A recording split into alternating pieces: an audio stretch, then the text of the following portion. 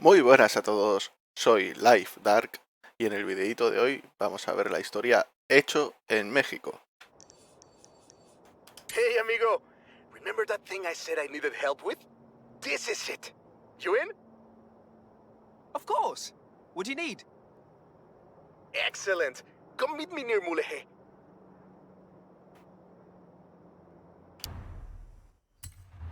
Less sightseeing, more going fast.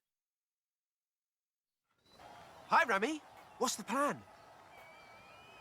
Okay, hear me out. Beautiful Mexican supercar, beautiful Mexican roads, promoting the Horizon Festival. Do we need promoting? The festival seems to be doing okay. All right. I'll find someone else. That's not what I said. Of course I'll help you. I knew I could rely on you. Let's go. Es que me está quitando toda la gracia, que esté en inglés me quita toda la gracia. Let's get moving. Get some speed, then turn into the countryside. Really see what this car can do.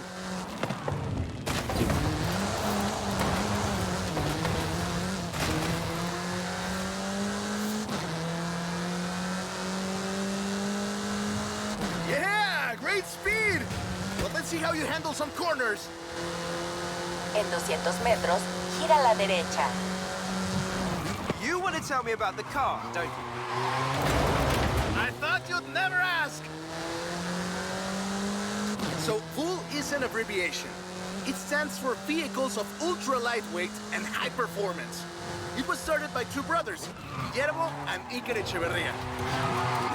The VUL 05 is a track-focused supercar, designed and produced in Mexico, but tested and optimized in the UK. I even think I saw one at the festival when I was over there. We're driving the pre-production version of the VUL 05RR, the even more track-focused version. Somehow, the designers reduced the weight by 65 kilos and increased the power to nearly 400 bhp. Then they lowered the engine by 50 millimeters to drop the center of gravity and improve cornering. Impressive. They're pretty serious about the ultra-light part. The 05RR even has an option for titanium bolts, saving another 4.5 kilos. What's the RR stand for? Road and racing. The car was designed for... Perfect. There's a couple of other things you can help out with, if it's not too much trouble. You're never gonna let me live that down, are you? Call me.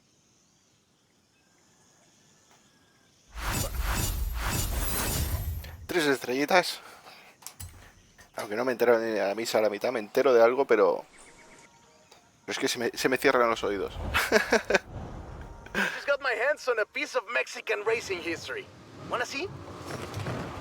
Of course. I'm on my way.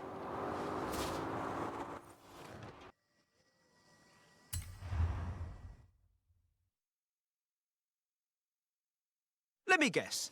Today's episode of Mexican Automotive History with Ramiro is about the Baja 1000. You are very perceptive, my friend. This dune buggy was the first car to race here. Let's take it for a spin.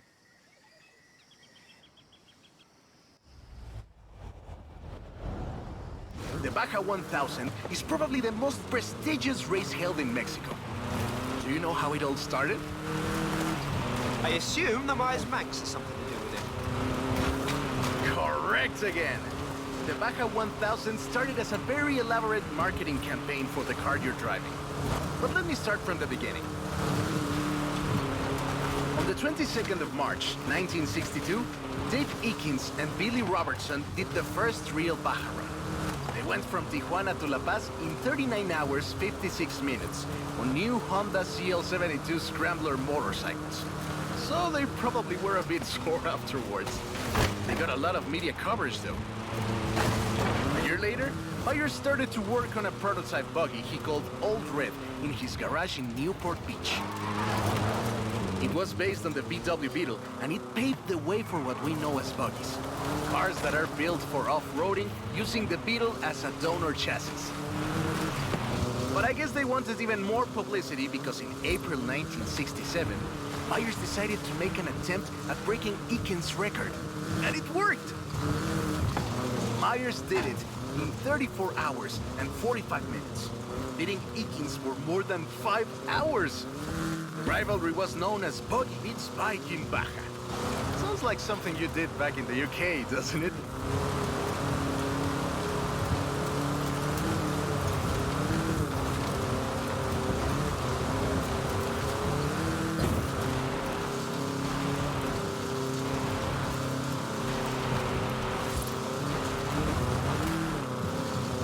Myers Manx became an overnight sensation as a result, and suddenly they were friendly races all across the Baja. It wasn't long before they realized they needed something more organized, and that was Mexican 1000. Guess who won the inaugural event? Myers Manx? You're on fire today! Yes, in 27 hours and 38 minutes. The official race was 100 miles shorter than the original route, but it's still impressive. The Mexican 1000 was later renamed to the Baja 1000 and is run to this day. En 200 metros, gira a la izquierda.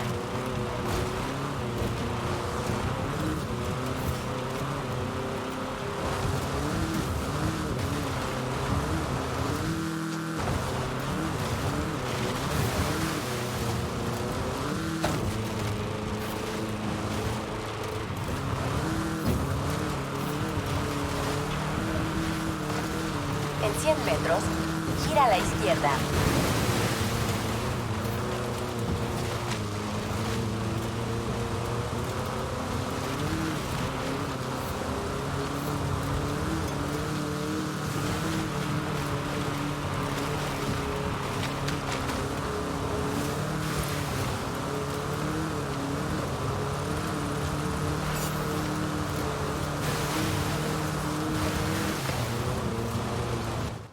I love that story. My abuela used to tell it to me at least once a year.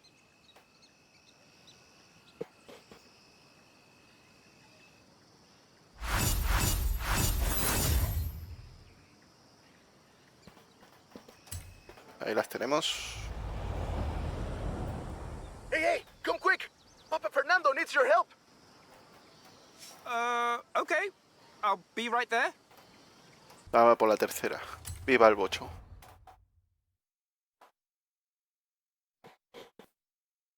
Oh, right.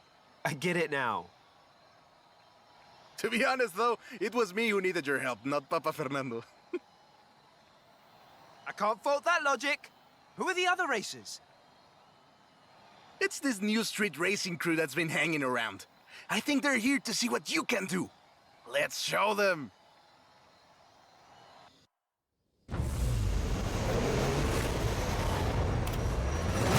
Hey, he's eager. But this isn't really a street race. There's no checkpoints, just the finish line. So keep to the route and get there first. ¿Tenemos puntos? It's O... hard to overstate the effect that the Beatles Creo que no. had when it arrived in Mexico in 1954. Before that, all we had were these huge American cars. So this new European-style car with its shape and light chassis and those adorable headlights and an engine that anyone with a tractor could fix was, well, a complete game changer. They were so exciting that they were displayed at the Ciudad Universitaria in Mexico City, and there were lines to come and see this new car. Keep it up! We'll win this! Production of the Beatles started in Mexico soon after 7 of them finished the Carrera Panamericana. Before that, people were a bit worried about reliability, you see? We Mexicans love a good-looking car, but a car that can do work is better. The Panamericana convinced us, and in '61, Automex had assembled 250 of them. By '62, the first plant had opened in Jalostoc, making 10 of them a day. We love that car. So another plant opened in Puebla in 1967. And in '71, El Bocho became the official taxi of Mexico City, which is why you see so many of them today. It's funny. The first bochos were imports, or CKDs. But in 1971, we were exporting them to Costa Rica, and back to West Germany, Austria, Belgium, everywhere in Europe. That is a great car. Probably the most iconic car in all of Mexico. Ay, es increíble que un auto tan pequeño deje un vacío tan grande. Adiós, sedan. Thanks. I'll call you when I've got that next one ready. Tío, me dices eso en español y no me lo puedes decir todo lo demás, tronco.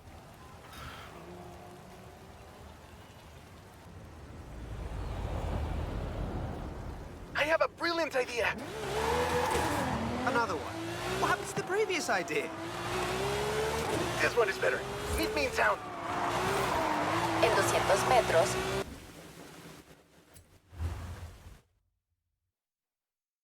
I have two cars here. A first-generation Volkswagen and a seventh-generation Volkswagen Golf. Made in Mexico for almost half a century. Sadly, they stopped building them in 2021. But we can still race them. What do you say? To make it fair, I will give you a chance to make an informed choice. Let's go for a test drive. And I've got lots to tell you about Volkswagen Mexico. No me da tiempo. Volkswagen Mexico headquarters are in Puebla City. It started production in 1967 with the famous Beetle. As we call it, the Bocho. VW made multiple attempts at replacing the famous Beetle with newer models, but all of them failed way short of achieving the production figures until the Volkswagen Golf came into play. Hostia, consigue punto de habilidad a lo largo de la ruta.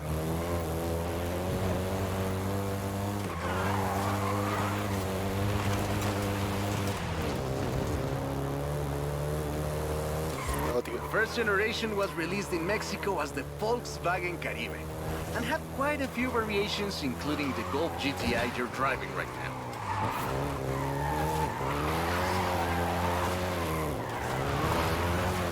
No me he fijado cuántos puntos serán. Los 500 puntos de esos seguro que son de una sola estrella. VW engineers, inspired by the Beetle GSR, designed and prototyped the Golf in secret as a Skunk Works project. Little did they know that the Golf GTI would become the hot hatch.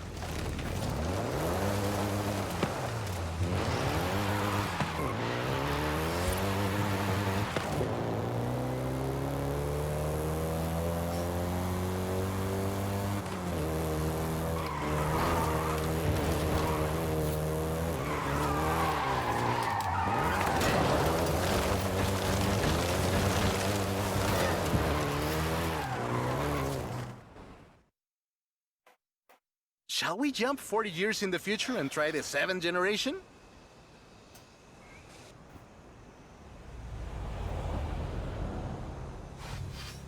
The 7th generation of the Golf first appeared in 2012. This version is the Volkswagen Golf R, R meaning race.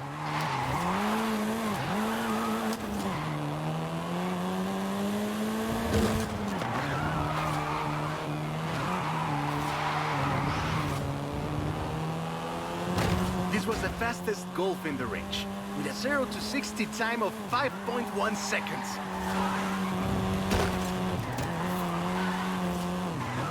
Toca ir compaginando un poquito de drift, algo de choques, o sea, destrucción, porque si no...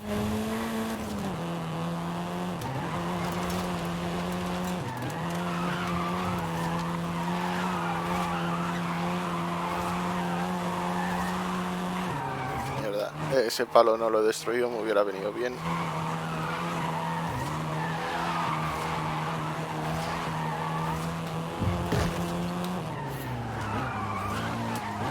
Volkswagen Mexico produced all 7 generations of the Golf, totaling more than 2 million units over 44 years. In fact, a lot of Golfs you find in the US were built here.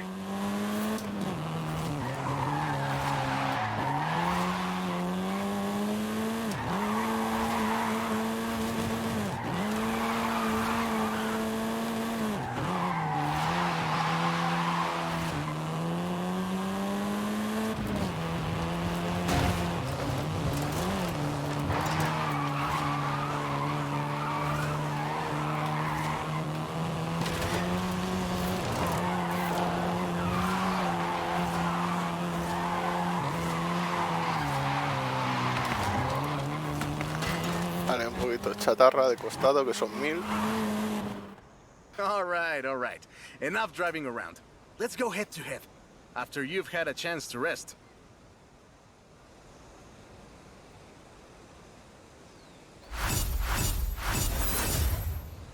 Tres estrellas, está bien.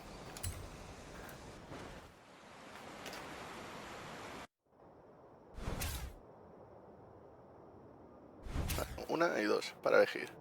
Bien. I'm a fair man. I'll let you choose.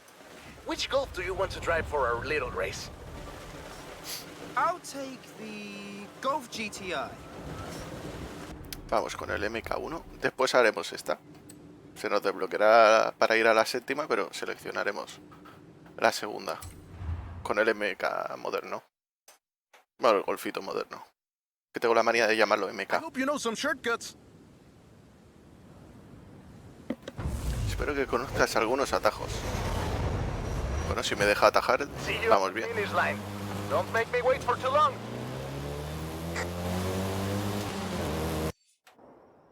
Veamos. Atajos.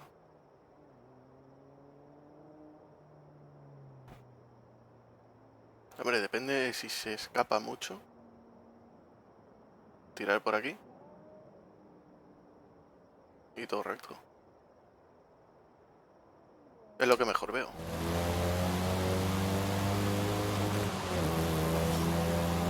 Sí, tengo que coger atajo.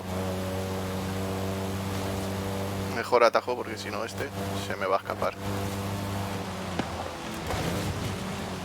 No te choques. Chiquitín. Ahí. Vamos a demostrar que los clásicos todavía sirven para algo.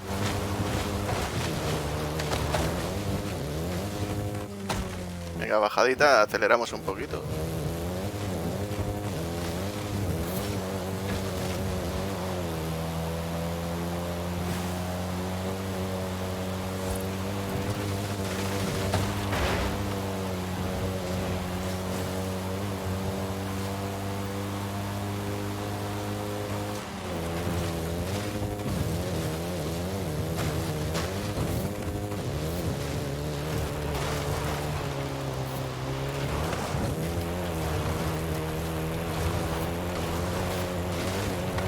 Le temo los árboles porque tengo una manía de comerme los árboles, increíble. Bien, tú. Y ahora llega, o sea que... Perfecto. What a race! I am actually surprised the first generation still holds up.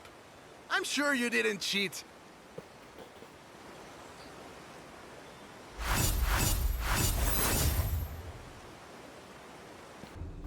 Bueno, haremos esta que es la del Volkswagen modernito. I hope you know some shortcuts.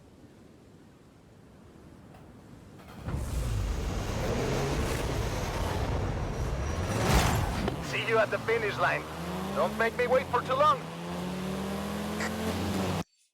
Es el mismo recorrido. Sí, es el mismo recorrido. Pues entonces hacemos lo mismo.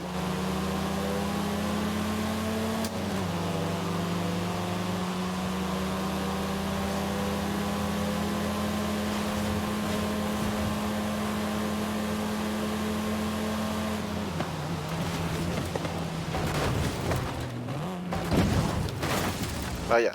Y con el otro me he librado.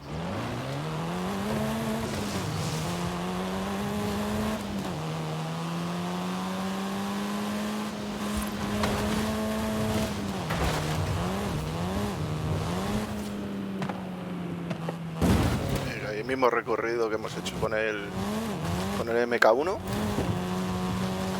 y listo.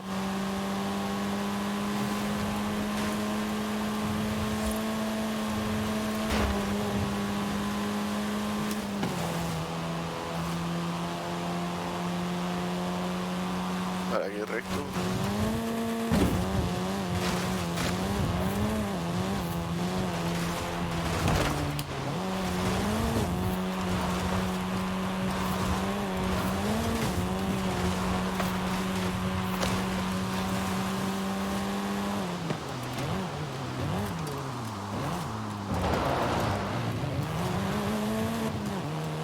Y lo tengo aquí más o menos al mismo tiempo.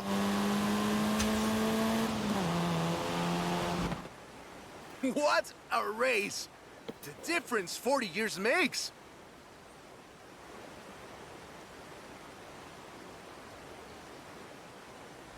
Bueno, más bien la diferencia de los atajos, no de los 40 años. Sí, era la séptima. Living la vida loba. Ahí, ese titulito. That's the old wolf. No, no, that's an old truck. The wolf is waiting for us at the swamp.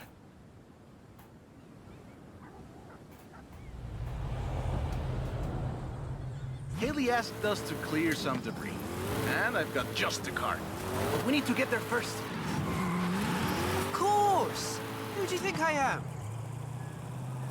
The driver who- Evita sufrir daño hacia el Breaking destino. him out of Vale. fences. That's fair.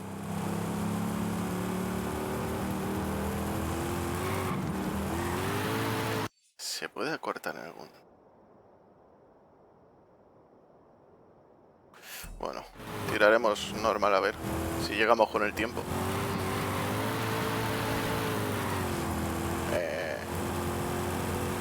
Me has tocado un poco el motor del vehículo original y me has dejado las llantas de serie. No, tío, cámbiame neumático o llantas, o se quiera decir. Careful there. Dios, ¿cuánto daño quita? ¿En serio? Gira a la derecha. ¿En serio, tío? ¿Unos yerbajos? For this kind of driving. La virgen. Sí que han quitado los yerbajos. Gira a la derecha.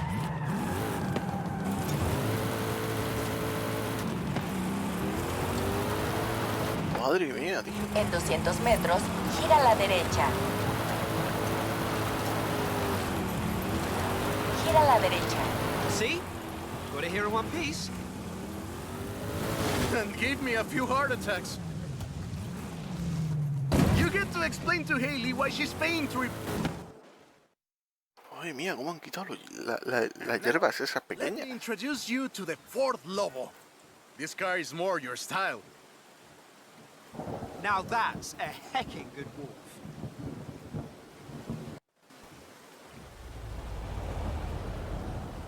We call it Lobo here. Marketing in this country is outstanding. Let's get to work. See all that brush and stuff? Clear it out. What? No! It's not just an excuse to throw the Lobo around. It is just an excuse to throw the Lobo around. In the 90s, Ford decided that they needed to rebrand the F-150 for the Mexican market. And the name Lobo just has a real ring to it. They started using the badge in 1997, and the rest is history. Dios, tío. The Ford Lobo quickly became one of the most popular vehicles in the country. Lobo is still used for the modern Rangers like the one based on the F-150 Raptor you're driving. But we don't just call it Lobo. No, no. We call it Lobo Raptor. So it's the same car? Now, Mierdas, ahí no llego, tío, no me ha dado el giro. like a dog and a wolf. Lobo only comes in XLT and with higher trim levels. No me jodas, tío. Is still sold in Menos mal. Mexico as the F-150. No me ha reiniciado los puntos. Is the elite F-150. Dios mío, tío. Qué nerviosismo ya. Es que se me descontrola por todos los lados. Es que es la leche.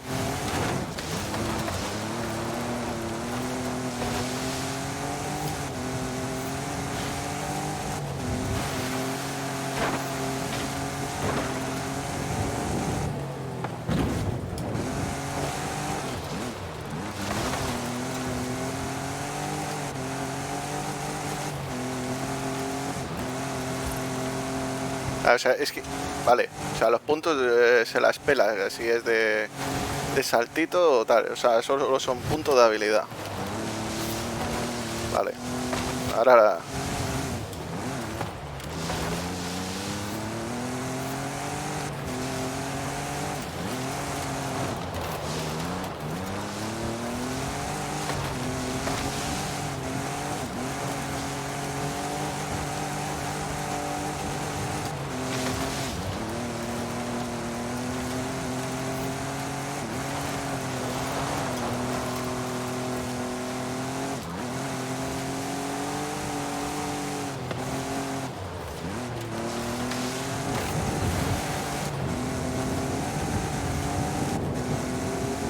Ah, no, no reinicie, no reinicie los puntos, no me los reinicies.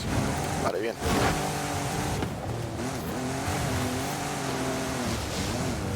Un poquito de destrucción, saltito. Va a ir sumando puntos.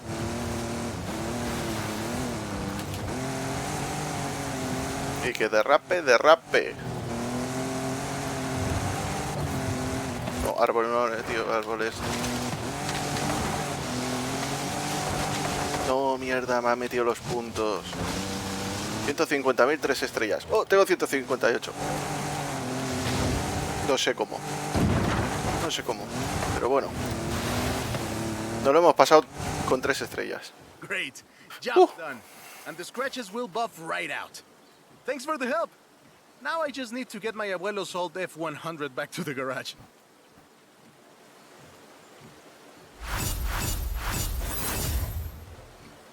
Yo no solo los aéreos, digo, pues derrapas un poquito, rompes árboles y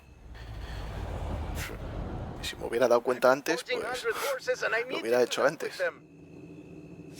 I think I know what this is. I'll be right over. Muchos caballos experimenta el Mustang Mach E, el caballo que galopa a la velocidad del rayo. Bueno, la velocidad del rayo, si te chupa el dedo y toca la batería, pues eres como un rayo por el calambrazo, pero bien, eléctrico. Hey there! So, look at this. 1,400 horses of electric Ford Mustang. Get in!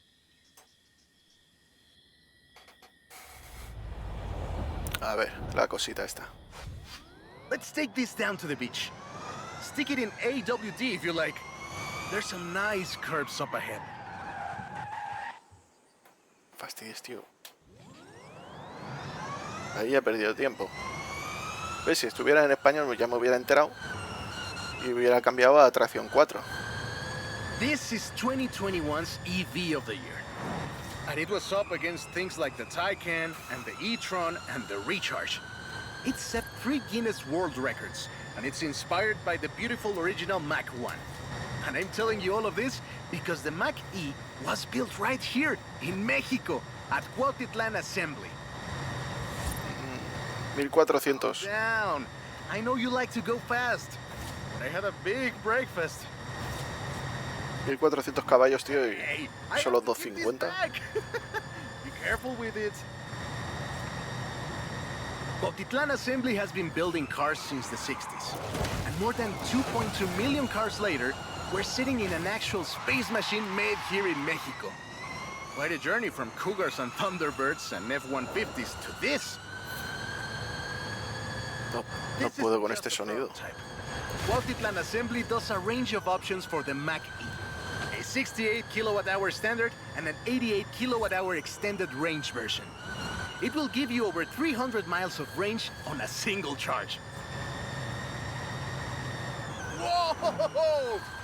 How do you make it go around corners like that? I'm really asking. The Performance GT version is the really wild one. 0 to 60 in 3.6 seconds. This one is quite a bit faster. Honestly, when I first tried it, I had to go and sit in a quiet room for a bit. And I've flown airplanes in a storm. Hey! This isn't your Mach E! Be careful with it! I have to give it back. It's... And there we go! Sunrise over the sea. Beautiful. But we're not done. There's one more thing to look at. I'll let you know as soon as I have, found it.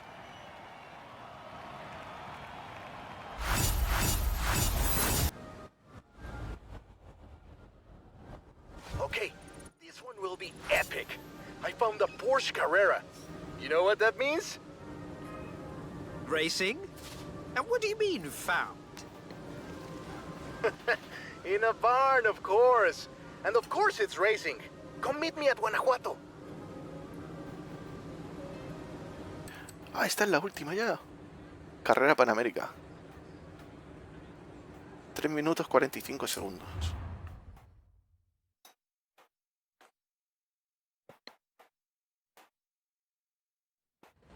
This beauty got her name from the Carrera Panamericana. The races don't run anymore, but who can blame us if we take it out one more time? Right? Let's see what this car can do.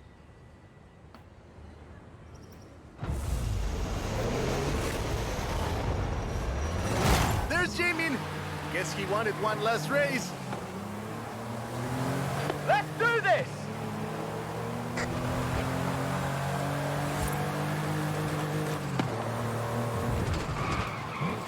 Dios, los frenos.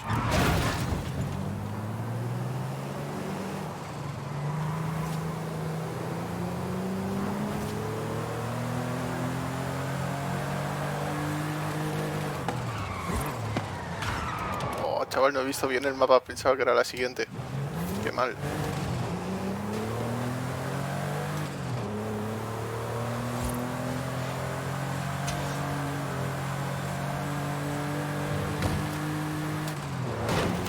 Pero si le estoy dando a la dirección, le voy dando toquecillo a la dirección y no me giraba.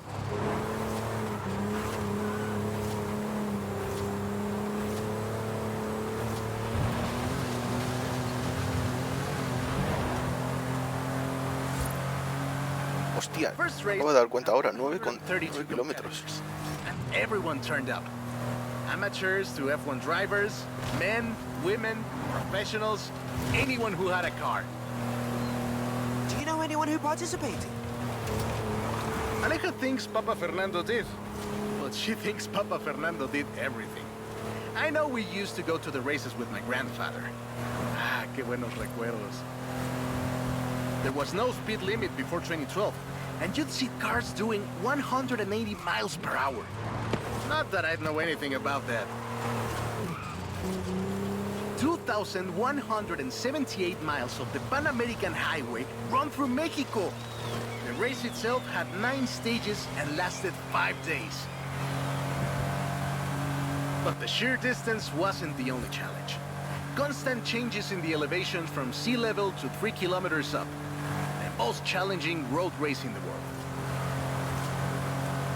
The winner of the very first Carrera Panamericana was Herschel McGriff, who drove an Oldsmobile 88 at an average speed of 88 miles per hour. The Porsche Carrera got its name thanks to Hans Hermann, who won the small sports cars category in 1954. He drove the Porsche 550 Spider and came 3rd overall. He was sick before the race, and his tires came off at the start. He really pulled through against the odds. Se viene recto. Porsche had 6 cars competing in 1954, and all of them made it through the end. A lot of others didn't, let me tell you. No fastidies, tío. No. Enjoying yourself, are you? Yeah, I kinda had a feeling you were. Dios, tío. 1954 was the last year the original Carrera Panamericana took place. But it gave us the most famous Porsche model, the Carrera you're driving right now. This is Jamin's exit. Having fun, my friend. Take care. Looking forward to seeing what you can do out there. Have fun now, yeah? Great race. Almost like we did a little Panamericana with a friend. Anyways, hope you had fun with this little stroll through cars hechos en Mexico.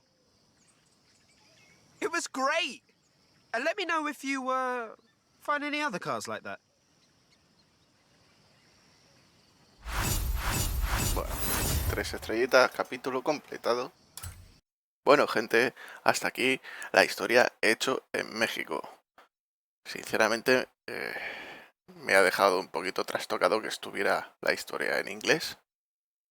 Yo ya pido disculpas, reinicié el juego y todo, y seguía saliendo igual.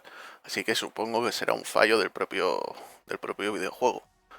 Pero bueno, igualmente muchísimas gracias a todos. Y nos vemos con más Forza Horizon 5. ¡Hasta pronto, familia!